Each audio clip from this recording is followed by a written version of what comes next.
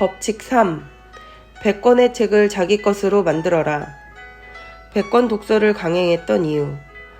사업을 준비할 때 현장 조사만 하고 책은 한두 권 손을 대거나 아예 읽지 않은 경우를 많이 본다. 솔직히 고백하자면 나 역시 독서를 많이 하는 사람은 아니었다. 사실 약간의 난독증이 있기에 책 한 권을 읽는 것도 버거울 때가 많았다. 그래서 첫 사업을 할 때는 독서에 거의 시간을 쓰지 못했다. 그러나 처절한 실패 후 절대 다시 망하지 않기 위해 내가 할 수 있는 것을 다 해보고자 했고 그중 하나가 독서였다. 책 읽는 게 힘들다 하더라도 아예 글을 읽지 못하는 건 아니니 노력으로 충분히 해낼 수 있을 거라 믿었다. 게다가 책에는 이미 나보다 먼저 수많은 문제들을 해결해 나가며 성공한 사람들의 지혜가 녹아있다. 현장에서는 실시간으로 살아보는 정보를 얻을 수 있다면 책에서는 오랜 시간 축적되어 온 경험과 지혜, 통찰력 등을 배울 수 있다는 큰 장점이 있으며 때로 큰 감동을 받기도 하고 위로를 얻기도 한다. 실제로 2년간 처절한 실패를 맛보고 다시 일어났을 때 장사책, 경영책 등을 통해 나처럼 큰 실패를 겪고 다시 일어나 성공한 사례를 접하며 큰 힘을 얻었다. 그리고 그런 일들이 꼭 세상에서 나한테만 일어나는 크나큰 비극은 아니라는 데서 위로를 받을 수 있었다. 나는 독서의 중요성을 강조하기 위해 자주 이렇게 말한다. 한 분야의 책 100권만 제대로 읽었다면 그 분야 학위를 딴 것과 같다. 이 말을 듣고 내게 되물은 사람도 있었다. 100권은 너무 많고 시간이 오래 걸리니 차라리 10권을 반복해서 읽는 게 낫지 않을까요? 이 또한 맞는 말이다. 좋은 책일수록 반복해서 읽고 곱씹으면 더 많은 것을 얻을 수 있다. 하지만 10권보다는 100권이 더 낫다고 본다. 왜냐하면 같은 주제의 책이라도 저자에 따라 다른 시각으로 접근하기도 하고 다른 주장을 펼치기도 하기 때문이다. 또한 한 권만 수십 번 읽다 보면 그 책의 내용이 진리인 양 맹목적으로 믿게 될 위험이 있다. 하지만 여러 권의 책을 읽다 보면 옥석을 가려내어 내게 필요한 것을 취사 선택할 수 있는 변별력이 생긴다. 게다가 독서를 거듭할수록 속도가 빨라지고 내용을 이해하는 능력이 좋아진다. 그러니 100권을 읽는다 해서 10권을 읽을 때보다 10배 시간이 필요한 건 아니다. 책을 고르는 것부터 독서의 시작이다. 독서를 힘들어했던 나는 100권 읽기를 강행함으로써 조금씩 책에 익숙해졌고 지금은 책에서 많은 인사이트를 얻고 있다. 뿐만 아니라 나의 멘토나 멘티, 직원들을 통해서도 100권 읽기의 힘을 확인한 바 있다. 나는 이번에 1년간 세계 여행을 떠날 때도 100권의 책을 정해서 읽었다. 1년에 100권을 읽으려면 적어도 2, 3일에 한 권씩은 읽어야 하니 여행과 다른 업무를 병행해야 하는 상황에서는 매우 빡빡한 일정이었다. 하지만 나의 한계를 이겨내고 싶었기에 그렇게 목표를 정했고 실제로 실천에 옮겼다. 이 기간에 읽은 책은 주로 리더십에 대한 것으로 목록을 구성했다. 회사가 워낙 가파르게 성장하고 있다 보니 새로운 직원들을 많이 뽑을 수밖에 없는데 이들을 관리하고 교육하려면 새로운 리더십이 필요하다 여겼기 때문이다. 이때 어떻게 책을 선정할지가 중요하다. 흔히 독서는 책을 읽는 것이라 생각하지만 나는 책을 선정하는 단계부터 독서가 시작된다고 본다. 어떤 책을 선정하느냐에 따라 독서의 질이 완전히 달라지기 때문이다. 예전에 한국인들이 책을 고르는 기준에 대한 설문조사 결과를 본 적이 있는데 베스트셀러 목록에서 고른다는 답변이 압도적인 1위였다. 그런데 이렇게 책을 선택하는 데는 약간의 문제가 있다. 베스트셀러를 읽는 게 잘못되었다는 것은 아니다. 이 방법만으로는 놓치는 책이 너무나 많을 뿐만 아니라 지금 많이 팔리고 있다고 해서 꼭 나에게 도움이 되는 건 아니기 때문이다. 그래서 내가 선정하는 100권에는 현재 그 분야의 베스트셀러뿐 아니라 오랫동안 사랑받아온 스테디셀러도 포함된다. 또한 유명 작가의 책 중 비교적 덜 알려진 것도 목록에 넣는다. 때로는 우연히 발견된 책들 중 관심이 가는 것을 리스트에 넣기도 한다. 하지만 이런 리스트를 혼자 일일이 찾기에는 시간이 너무 오래 걸린다. 그래서 나는 1차적으로 주변 사람들로부터 추천을 받는다. 페이스북, 친구, 멘토 등으로부터 최대한 추천을 받는데 실제로 이렇게 읽게 된 책들 중에는 거의 알려지지 않았지만 내게 큰 도움이 되었던 것도 여럿 있었다. 여기서 중요한 건 추천받은 책이라고 해서 무조건 읽을 필요는 없다는 것이다.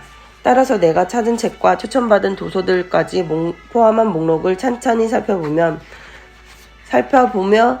거르는 과정이 필요하다. 누군가가 아무리 강력히 추천하는 책이라 해도 나에게는 도움이 되지 않을 수도 있는데 이를 판단할 수 있는 건 나 자신뿐이다. 그렇게 100권 선정이 끝나면 그때부터 책을 읽기 시작한다.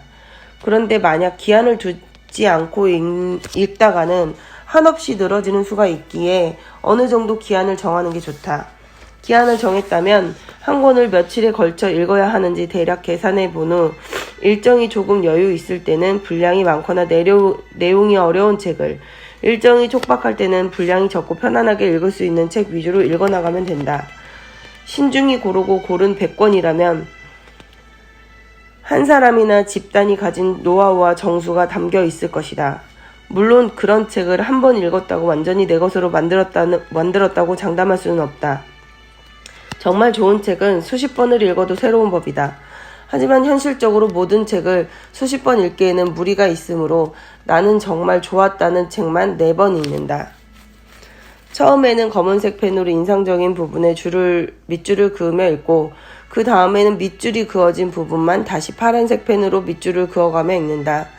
세 번째는 그 중에서도 더 중요한 부분은 또 빨간 펜으로 밑줄을 그으며 읽고 마지막으로 그렇게 빨간색 밑줄이 그어진 부분 중 아이나 조카 직원들에게 들려주고 싶은 내용을 노트에 옮겨 적는다. 이렇게 4번을 읽으면 반복적인 효과를 충분히 누리면서 시간까지 단축시킬 수 있다. 읽는 것을 머리에서 몸으로 옮기는 방법. 책을 읽는 방법 중에는 깊게 파는 방법과 넓게 파는 방법이 있다. 전자는 그 분야의 좋은 책 서너 권을 골라 낱낱이 분석하고 깊이 있게 파헤치는 것이다. 반면 후자는 그 분야의 좋은 책 여러 권을 최대한 폭넓게 읽고 그중 내게 필요한 부분만을 가려내는 방식이다. 여기서도 어떤 방식이 더 좋은지에 대해서는 의견이 갈릴 수 있다. 처음에는 최대한 다양하게 읽고 어느 정도 내공이 쌓인 후에는 좋은 책 몇 권만을 깊게 파고들어야 한다고 하는 사람이 많긴 하지만 나의 경우는 그 반대로 했다.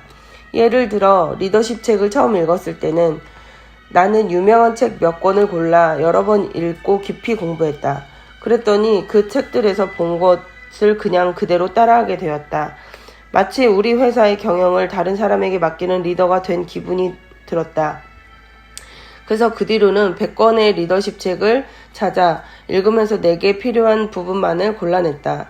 그러자 여러 권의 책으로부터 쌓은 지식과 지혜가 무의식 중에 녹아들어 자연스레 내 것이 되었고 여러 지식과 지혜를 조합하여 사업에 적용할 수 있었다. 정리하면 몇 권만 계속해서 파다 보면 그 책에 나온 것들을 나도 모르게 그대로 따라한다.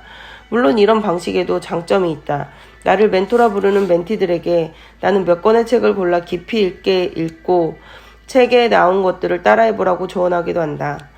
이는 아직 경험이 부족하고 자신의 길을 제대로 닦기 전 단계에 있는 사람들에게 매우 효과적인 방법이다. 하지만 남을 따라하기만 해서는 평생 2인자밖에 될 수 없다. 더 성장하려면 결국 책에서 얻은 지혜를 자신에 맞게 변형하고 적용하여 활용할 수 있어야 한다. 그때는 최대한 폭넓고 다양하게 읽는 게 도움이 된다. 그래서 나는 항상 직원들에게도 독서를 강조한다. 나는 가능한 한 직원들과 자주 대화하는 편인데 이때 직원에게 필요한 책을 추천해주는 것 또한 즐긴다. 예를 들어 원래 캘리델리의 CEO는 나와 남편이지만 세계 여행을 하며 안식년을 보내기 전엔 우리 대신 CEO 역할을 할 수 있는 4명의 직원에게 그 직위를 맡겼다. 그랬기에 창업한 지 6년도 채 되지 않은 것은 그것도 폭발적으로 성장하고 있는 회사를 두고 1년이라는 긴 시간 동안 여행을 떠날 수 있는 것이다. 그런데 그중 한 명이 아직 자신은 준비가 덜 되었다며 지레 겁을 먹었다. 그래도 나는 이 친구의 가능성을 믿었기에 그 자리를 맡겼다. 대신 그녀가 성장할 수 있도록 최대한 지원하고 돕기로 했다. 원한다면 대학원에서 공부를 할 수 있도록 지원을 하기로 했고 그녀에게 도움이 될 만한 리더십 관련 책 리스트를 정리해서 보냈다.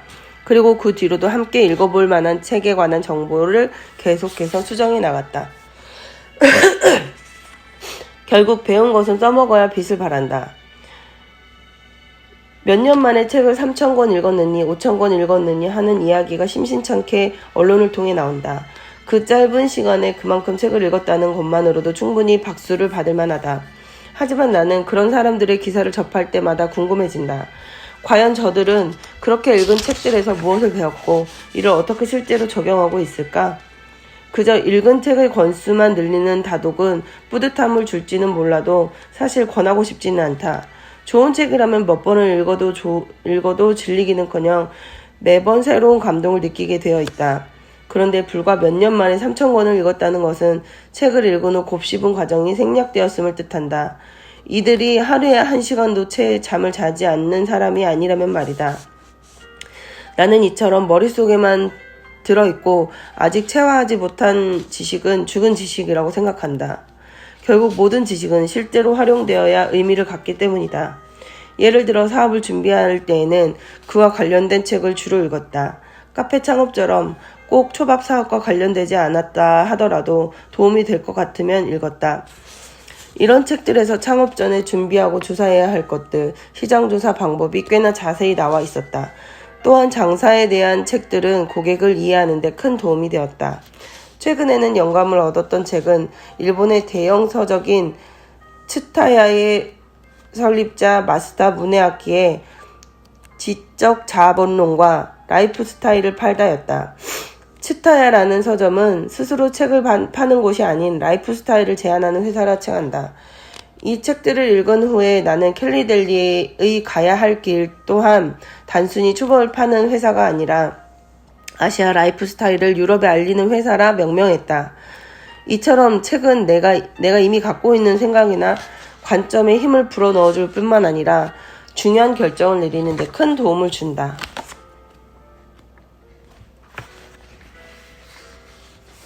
법칙 4. 결국 답은 현장에 있다. 가능한 모든 것을 공부하고 찾아보라. 지금 다시 첫 사업을 하던 때로 돌아간다면 가장 먼저 무엇을 하고 싶으세요? 누군가가 나에게 이런 질문을 한다면 주저하지 않고 이렇게 대답하고 싶다. 가장 먼저 공부하는 것이다.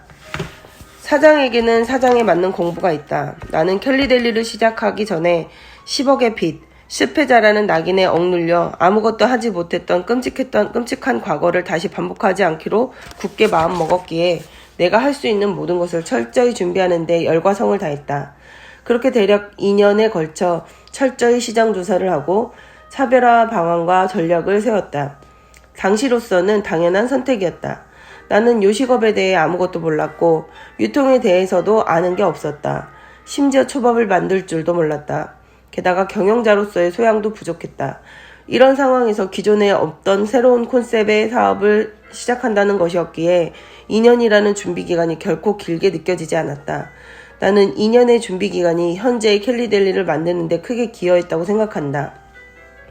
짧은 기간에 이토록 급성장할 수 있었던 것도 높은 성장세가 계속 이어지는 것도 이 2년이란 시간의 덕이 크다. 요즘 젊은 친구들은 워낙 컴퓨터에 능하다 보니 무언가를 준비하려고 하면 인터넷만 파는 경우도 있다.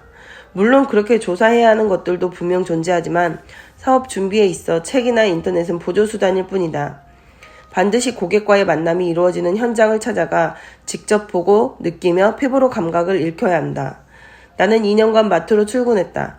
그리고 그 기간 나는 마트 직원들보다 더 자주 마트에 갔고 그들보다 더 오래 머물렀다. 그렇다면 도대체 마트에서 무엇을 조사했을까?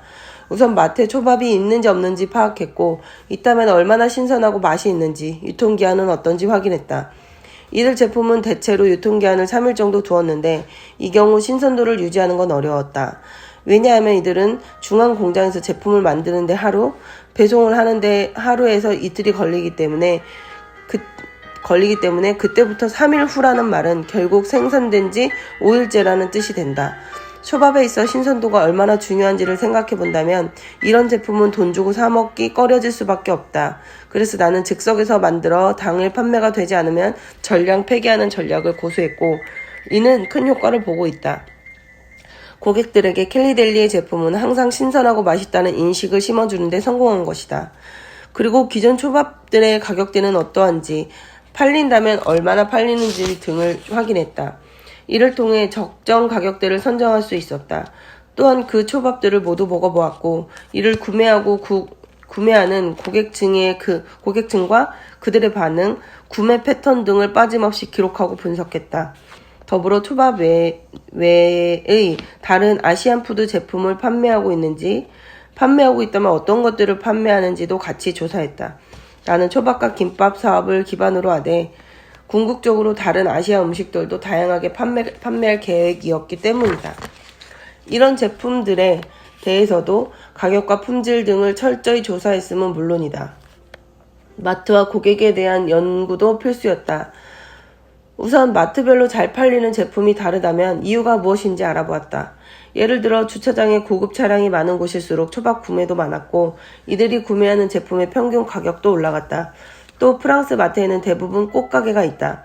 여기서는 여러 종의 싱가포르 난초를 팔았는데 그중 하얀 꽃이 가장 잘 팔리는 곳일수록 초밥의 판매도 많았다. 하얀 꽃이 잘 팔린다는 건 무엇을 의미할까? 싱가포르 난초 중 하얀색이 가장 비싸고 이는 프랑스 부자들이 선호하는 꽃이라고 한다. 또한 와인과 샴페인의 진열대에 가보면 지역에 따라 종류가 다른데 고급 와인과 샴페인이 많이 진열된 곳일수록 초밥이 잘 팔렸다. 이런 점들을 종합해 볼 때 부유한 사람들이 많은 곳일수록 초밥의 판매량도 많다는 점을 알 수 있었다. 이렇게 알게 된 사실은 후에 점포 자리를 선정할 때 큰 도움이 되었다. 마트 방문 고객들의 동선도 조사 대사 중 하나였다. 마트의 형태가 대체로 비슷하다는 점을 감안해 고객들이 가장 많이 다니는 곳은 어디인지, 가장 판매가 활발히 일어나는 곳은 어디인지 파악했다. 또한 같은 동선에서라도 왼쪽 오른쪽 중 어느 쪽에 진열된 것들이 더 많이 판매되는지도 조사했다. 그 결과 카트를 밀고 들어와 왼쪽으로 돌아 오른쪽에 나오는 상품의 매출이 높았다. 아무래도 오른손잡이가 많다 보니 오른손으로 물건을 잡기 편한 곳에 매출이 잘 나올 수밖에 없기 때문이다. 이렇게 매출이 더 잘 오르는 동선을 파악했기에 마트와 협상할 때 내가 원하는 위치를 고수할 수 있었다. 이외에도 식사 대용으로 잘 팔리는 음식의 종류와 가격대, 판매량 등을 조사했다. 초밥 대신 살만한 음식이 무엇인지 알아야 가격이나 여러 면에서 경제력을 갖추고 대비할 수 있었기 때문이다. 또한 표를 만들어 시간대별 매장 입장 손님의 연령도 체크했다. 특히 식사 시간에는 어느 지역 매장에 어떤 연령대의 사람이 주로 오는지를 파악했다. 그래야 그에 맞게 초밥을 준비할 수 있기 때문이다. 그리고 마트에서 음식 코너가 얼마나 큰지, 그 코너에서는 얼마나 다양한 메뉴를 파는지도 알아보았다. 음식 코너가 잘 되는 지점일수록 사람들이 음식 코너에 더 오래 머물고 그런 곳일수록 초밥 장사 또한 잘 될 가능성이 높았기 때문이다. 그렇게 2년간을 매일 조사하고 다니다 보니 이제 촉이라는 게 자연스럽게 장착되었다. 그래서 이제는 새로운 매장을 오픈할 때면 어느 정도 매출이 나올지 감이 잡힌다. 그리고 이렇게 내가 예측한 수치는 상당히 잘 맞아 들어왔다. 이런 일이 반복되자 이제 마트 측에서도 예상 매출에 관해서는 내 말을 거의 믿는다. 그러니 어디에 먼저 새로운 매장을 오픈할지를 정하는 때도 내가 주도하는 편이다. 이는 단순히 매장 오픈 계획을 내가 하게 되었다는 걸 넘어서서 마트가 그만큼 나를 신뢰하게 되었다는 뜻이기도 하다. 이 모든 결과는 직접 관찰하고 발로 뛰며 준비를 했기 때문에 가능하다. 2년간 마트 직원보다 더 마트에 관심을 가지고 살피고 조사한 결과가 사업 성공의 밑바탕은 물론 마트와의 파트너십을 다지는 밑거름이 된 것이다. 법칙 5. 도움을 받고 싶으면 도움을 청하라. 진심을 다해 도움을 청해본 적이 있습니까? 생각해보면 나는 사업가로서 장점보다 단점이 많은 사람이다. 캘리데리를 처음 창업할 때는 더욱 그랬다. 경영을 전공한 것도 아니고 사업을 시작할 때 자금이 풍부했던 것도 아니며 요식업에 대해 아는 것도 없었다. 초밥을 만들 줄도 몰랐고 유통이나 판매에 대해서도 몰랐다. 그 외에도 모르는 것과 못하는 것 투성이었다. 이것들을 일일이 다 공부하고 익히려면 10년도 부족할 것이다. 이때 방법은 하나였다. 내가 부족한 부분을 채워줄 사람을 만나 배울 건 배우고 맡길 것은 맡기는 것. 그래서 나는 나를 도와줄 사람을 찾았고 그들에게 도움을 청했다. 생각해보면 당장 사업을 시작해도 아무런 문제가 없을 만큼 모든 게 준비되어 있는 사람이 있을까? 아무리 직장에서 능력을 인정받았던 직원이라 하더라도 회사를 나와 사업을 할 때에는 다시 초보 사업가로 돌아가기 마련이다. 누가 조금 더 유리한 위치에서 시작하느냐 차이는 있더라도 결코 처음부터 모든 걸 혼자서 해낼 수는 없다는 건 자명한 사실이다. 사업 준비를 하다 보면 도움을 요청해야 할 일이 생각 이상으로 많다. 그러나 많은 사업가가 초창기에 다른 사람에게 적절한 도움을 받지 못해 좋은 아이디어와 열정을 가지고도 실패하기도 한다. 이들이 도움을 받지 못한 이유는 간단하다. 바로 도움을 요청하지 않았기 때문이다. 예전에 스티브 잡스 인터뷰 영상을 본 적이 있다. 젊은 시절 촬영한 듯한 그 영상에서 잡스는 누군가의 도움을 받고 싶다면 일단 전화번호부에서 그 사람의 번호를 찾아내세요. 그리고 전화를 걸고 도와달라고 하세요. 라고 말한다. 그냥 말뿐이었다면 그의 말은 힘을 잃었을 테지만 그는 본인의 사례를 덧붙여 이야기했다. 이제는 유명해진 빌 휴렛과의 통화가 그것이다. 12살이었던 스티브 잡스는 주파수 계수기라는 것을 만들어 보려 했지만 부품이 부족했고 살 돈도 없었다. 그 부품을 만드는 회사는 HP였다. 잡스는 전화번호부에서 HP의 공동사업자인 빌 휴렛의 전화번호를 찾았고 전화를 걸었다. 놀랍게도 빌 휴렛은 직접 전화를 받았다. 그는 20여 분이나 통화한 끝에 원하는 부품을 주기로 약속하는 것은 물론 잡스에게 방학 기간 동안 주파수 기계를 만드는 공장에서 일할 기회까지 주었다. 이 경험에서 용기를 얻은 잡스는 그 후로도 누군가의 도움이 필요하면 전화번호부부터 꺼내들었다고 한다. 영상에서 잡스는 마지막으로 이런 말을 한다. 전화해서 도움이 필요하다고 말했을 때 이를 거절한 사람은 단 한 명도 없었습니다. 그런데 사람들은 전화를 걸지 않아요. 대부분의 사람들은 요구하거나 요청하려 하지 않지요. 그것이 무언가를 이루어내는 사람과 그저 꿈만 꾸는 사람의 차이이기도 합니다. 나 또한 잡스의 말대로 도움이 필요하면 도움을 요청했고 대부분은 이를 무시하지 않았다. 그럼에도 여전히 많은 사람이 누군가에게 도움을 요청하는 일을 어려워한다. 특히 사업 초창기에는 자금도 없고 가진 것도 별로 없으니 더더욱 도움을 청하는 게 떳떳하지 못하는 생각에 머뭇거린다. 하지만 분명히 말하건대 생각보다 많은 사람이 어떤 물질적 대가도 바라지 않고 당신을 도울 것이다.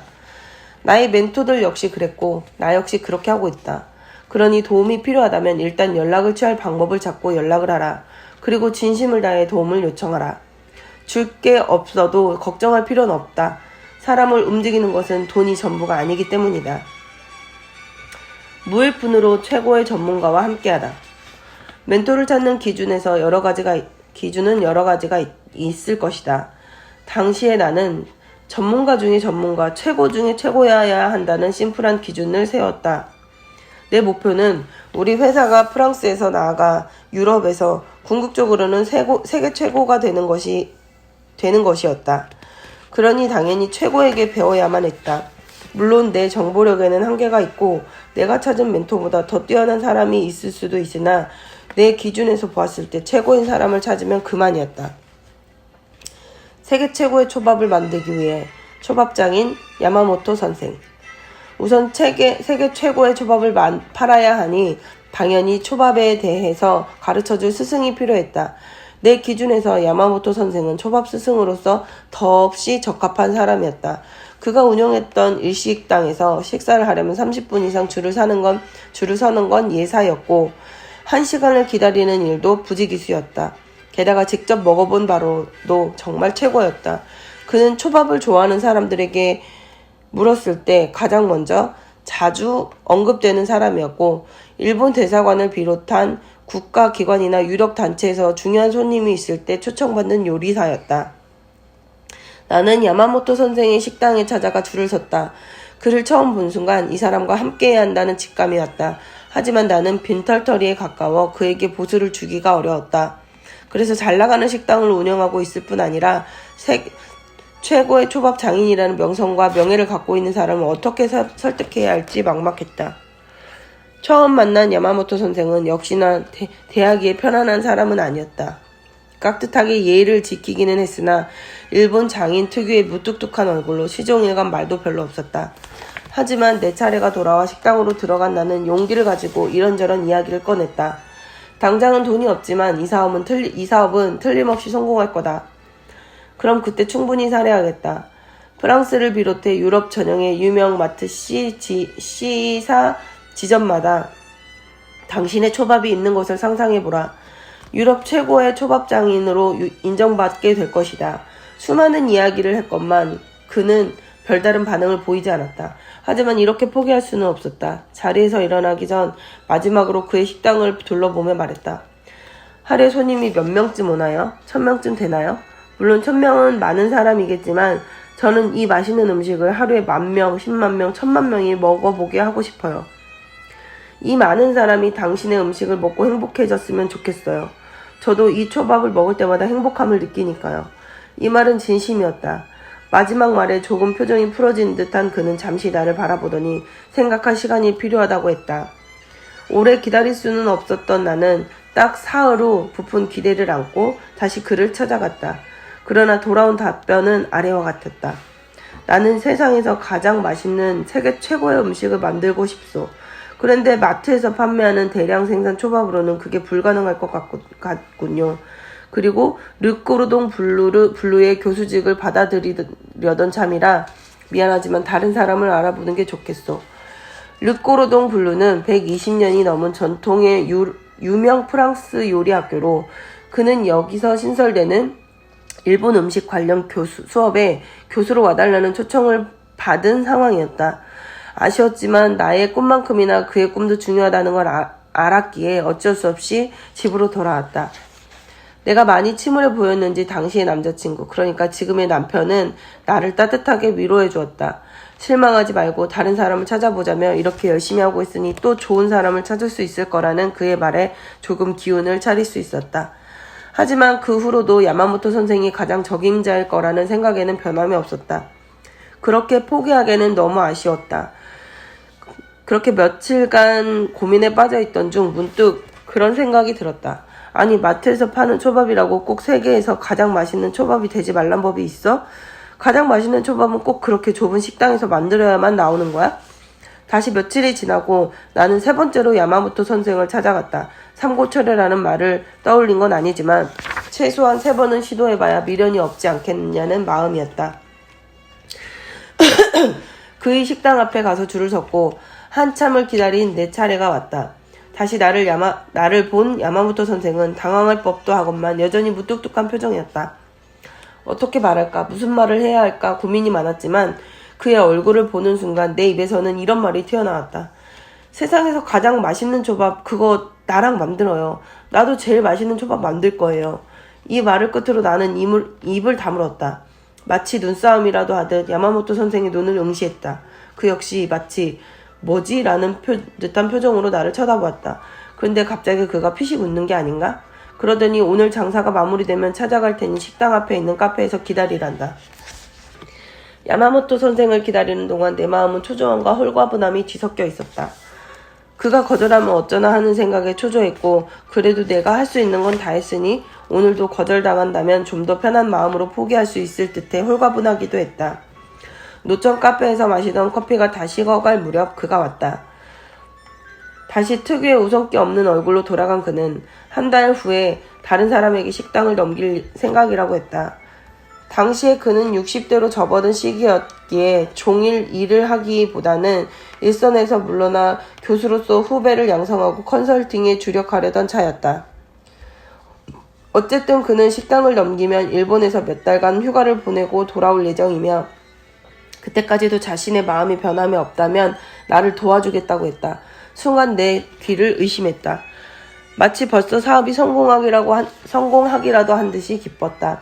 하지만 걱정되는 바가 있었다. 그 정도로 대단한 사람이라면 몸값이 만만치 않을 텐데 나는 무일푼에 가까웠다. 그러나 마치 내 상황을 짐작이라도 한 듯 야마모토 선생은 돈은 필요 없다고 했다. 직접 초밥을 만들거나 사업에 참여하지는 않겠지만 무상으로 자신의 노하우를 전수하고 레시피를 개발하는 것까지 도와주겠다고 했다. 그 후 야마모토 선생은 정말로 나와의 약속을 지켰다. 그는 4개월 정도 일본을 다녀와서는 그때부터 6개월간 하루도 빠짐없이 나의 집으로 왔다. 아침 9시부터 오후 5시에서 6시까지 매일 생선 손질하는 법과 초밥의 초를 만드는 법을 비롯해 수많은 노하우를 내게 전수했다. 그리고 처음 사업을 시작할 때 있던 약 100여 가지 메뉴 중 내가 개발한 것을 제외하면 클래식 메뉴 50여 가지 개발을 도와주었다. 나의 염원대로 정말 고마운 은인이자 스승이 되어준 것이다. 그가 왜 이렇게 나를 도와줬을까 항상 궁금해했는데 후에 직접 들은 바로는 그 정도 열정이라면 도와줘야겠다는 생각이 들었다고 한다. 야마모토 선생은 내가 첫 매장을 프랑스 리옹에 열면서 한동안 만나지 못했다가 파리에서 두 번째 매장을 연 이후로는 가끔 나를 만나러 왔을 뿐 판매하는 초밥을 먹어보지도 않았다. 그렇게 시간이 흘러 고객들의 반응이 엄청 좋다는 걸 그도 느끼게 되었고 그의 친구가 일본인 지인의 결혼식 때 캘리델리에 초밥을 내놓는 것을 보자 조금씩 내 말이 진심임을 알게 되었다. 그때부터는 좀 더 자주 매장에 들렀고 나를 만나러 왔다.